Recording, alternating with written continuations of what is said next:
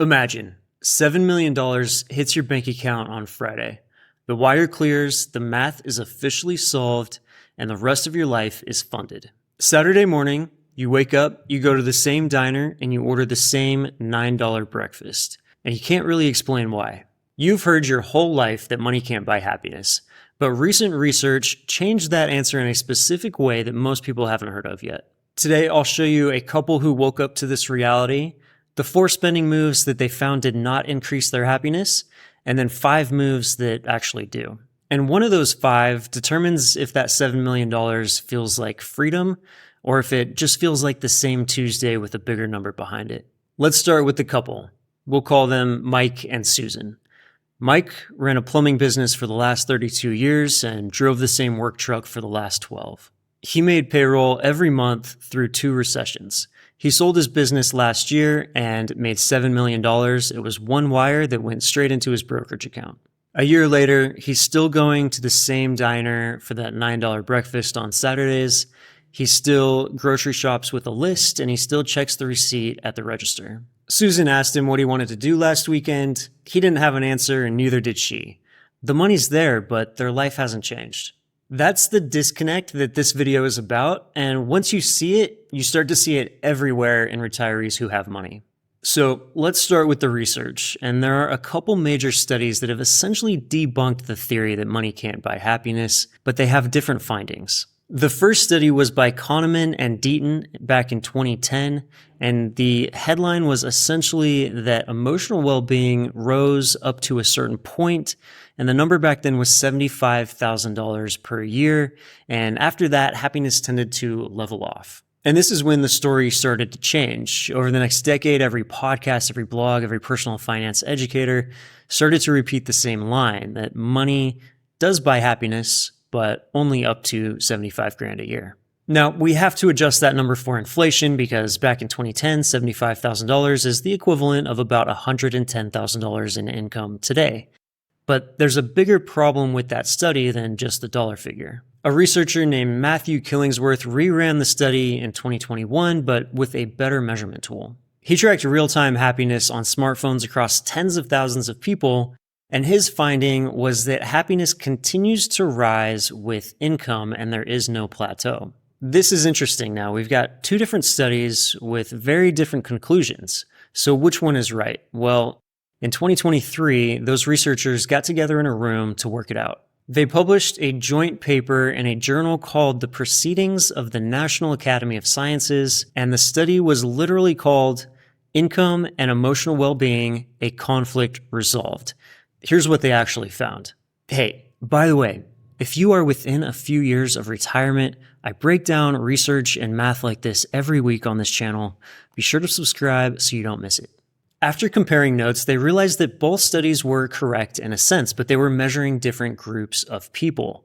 For the approximately 20% of people who were unhappy for non-financial reasons like loneliness, bad marriage, high stress, or grief, they found that happiness did have a plateau. Around that $110,000 in income mark today, more income above that doesn't necessarily bring more happiness. That's because a lack of money wasn't the cause of the unhappiness. But for the other 80%, the ones who weren't already dealing with a non-financial source of pain, happiness kept rising with income. And for the happiest group, they actually found that it accelerated near the top of the income range. What that means for you, if you're retiring with a large lump sum of money, like $7 million, then that story that you've heard about money not buying happiness after $75,000 probably doesn't apply to you. The truth is that it's actually more subtle than that. Above $110,000, more income doesn't automatically make your life better. Whether it does or does not depends entirely on how you use that money. And spending money well in order to improve your life is actually a skill, and it's one that a lot of lifelong savers have never developed because they've been too busy working and saving money. Now, I want to start with the things that most people buy by default that doesn't actually increase your happiness long term, and then we're going to get into the things that do. The first one is a bigger house, and this is the typical lifestyle creep. You start to make more money and you buy a bigger house, and for the first 3 to 6 months, it's great. Your happiness is up, But then after that, your brain starts to adjust, and then the house is just a house. And before long, you find that you've got more square feet to clean, you've filled your house with more stuff, you've got more property tax, you've got more maintenance, and you've got more stairs to climb when you're 75. The second one is luxury goods. The watch, the car, the handbag, the designer label. It's the same pattern as a new house, but usually a shorter cycle. Researchers measured the happiness curve for a new car.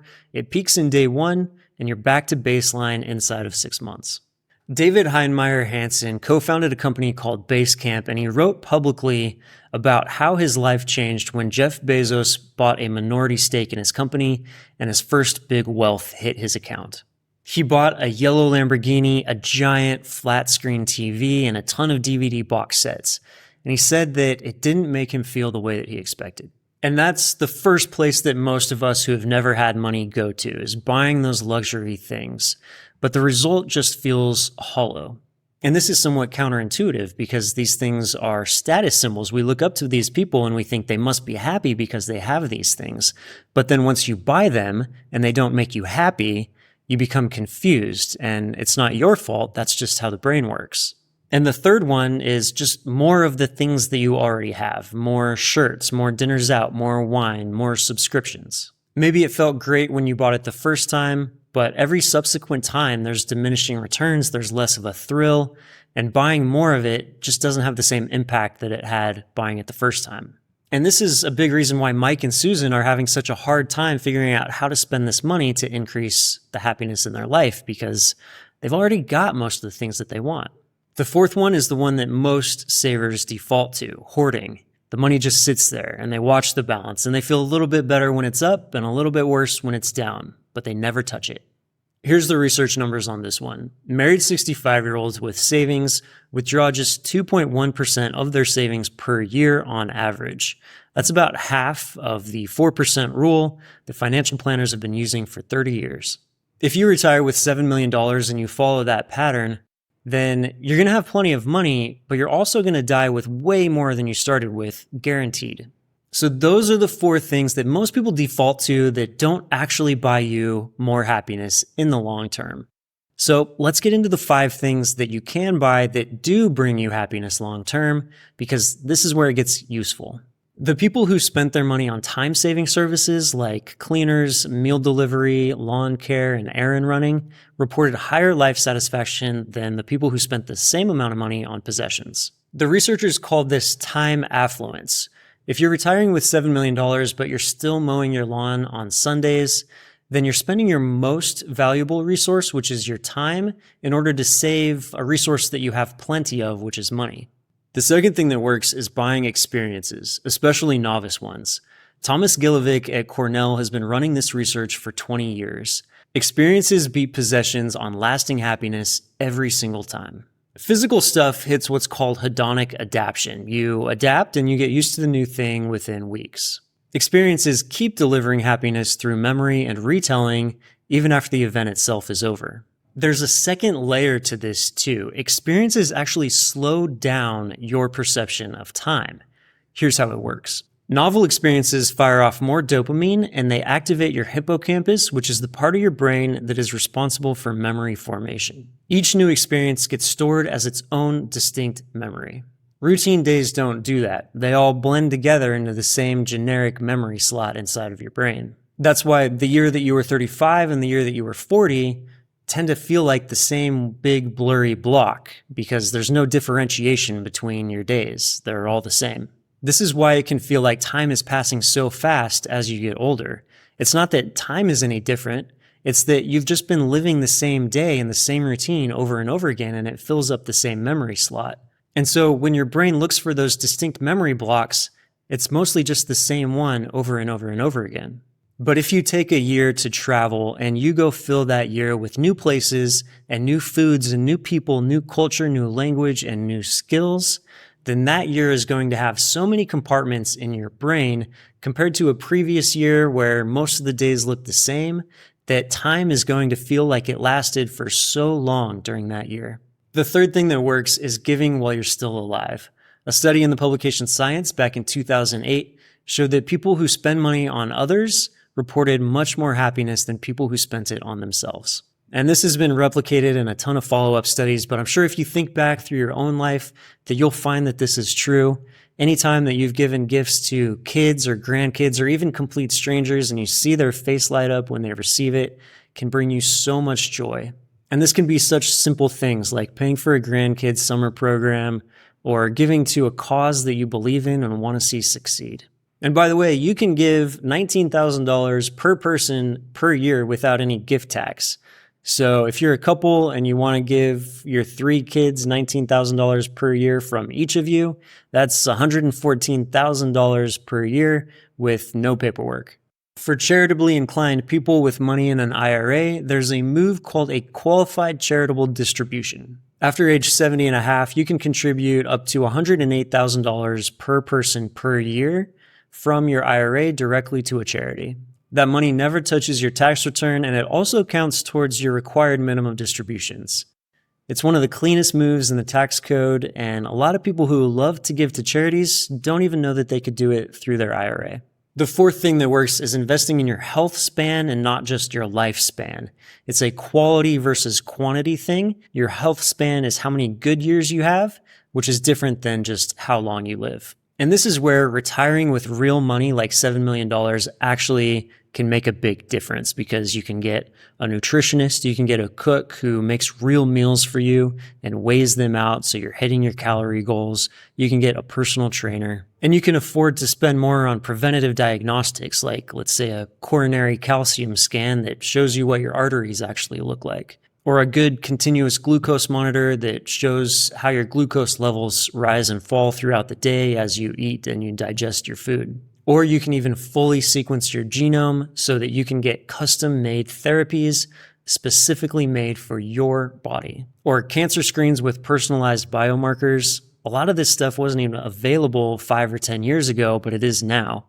And the people who are using it are adding meaningful, good years to their life. But hey, if you have the money, layer on the trainer, the physical therapist, the strength work, it's going to pay off in the long run. You're not just buying more years, you're buying more good years, and that is a trade worth making. The fifth thing that works is investing in where you live and who you're around. The Harvard study of adult development has been running for over 85 years. It is the longest running study on happiness that's ever been conducted. The single strongest predictor of late life happiness is not your cholesterol. It's not your IQ. It's not even your income. It is the quality of your closest relationships. So spending money to stay close to the people that you love, going to see the grandkids, hosting family for a week, going on a shared vacation with friends, that's some of the highest return on investment that you could possibly get with your money. Location is a big part of this too. Living somewhere where you have a social network, where you can wake up to the sun every day. That doesn't require $7 million. You can get there by living below your means too, but having that money lets you accelerate it. And for a lifelong saver, that acceleration is the permission that you've been waiting for. So here's the framework for Mike and Susan, and maybe for you, if you're sitting on a pile of cash that you just can't figure out how to spend well. Step number 1 is to make sure that your expenses are covered no matter what happens. And with $7 million in the bank, with relatively low expenses, this is trivial. You can put your money in bonds, you can put it in dividend stocks, you can put it in a guaranteed annuity, you can put it in secured mortgage notes. Wherever you put it, if you've got secured income that's coming in at a fixed interest rate, then you can relax, your bills are paid, and the rest of that money is fun money, and we're going to spend it in a good way. Step number 2 is to shift your spending from the things that you thought would buy you happiness, the 4 that we talked about, the material things. In fact, I prefer to sell those and not have many of those at all. I live pretty minimally myself, and shift that spending into the things that do bring you happiness. That was time, experiences, giving, people, and health. Step 3 is to give yourself permission to spend that money. The money's not a trophy. You can't take it with you when you die. There's no first place, second place. It is a tool, and tools only work if you use them. And as I said in the beginning, learning how to spend money is a skill. And with all skills, you start out and you're not very good at it, but you start to get better. And so start small, spend a little bit of money. Let's say that you want to get better at experiences. And so Maybe you take a 2-week all-inclusive vacation and maybe it's kind of boring. But let's say your next experience, you go and you try to live like a local in Italy and you take some cooking classes. And then you really enjoy it and you figure out what are the types of experiences that you actually enjoy and you become to get better at that skill. Interestingly enough, a lot of people never developed the skill of spending money because they were incentivized to do the opposite, to not spend money. And by the way, you may have noticed none of this actually requires $7 million in the bank. $1 million with this framework definitely beats $7 million just sitting in your brokerage account. So, does money buy happiness? The research says yes, if you know how to spend it. And unfortunately, most lifelong savers just never develop that skill. My challenge to you is to pick one of the 5 things that does bring you lifelong happiness. Pick one and start it this week. So hire the cleaner, take that trip that you've been putting off, sign up to the dance class, donate some money to charity instead of leaving it in the will. The skill only gets better if you practice it. That's true at 7 million and it's just as true at 1 million. And if you're curious what life looks like in retirement at different tiers, well, watch this video next. I break down the 6 tiers of wealth and what life in retirement actually looks like at each one. Thanks for watching this video. I'll see you guys in the next one.